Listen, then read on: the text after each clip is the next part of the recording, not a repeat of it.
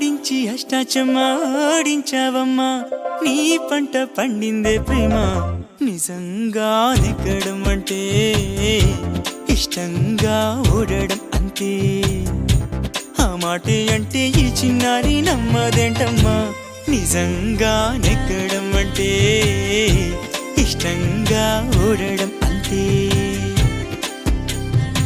ఆడించి అష్టాచమ్మా ఆడించావమ్మా నీ పంట పండిందే ప్రేమ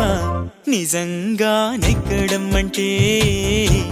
ఇష్టంగా ఓడడం అంతే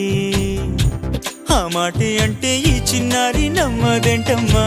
నిజంగా నెగ్గడం అంటే ఇష్టంగా ఓడడం అంతే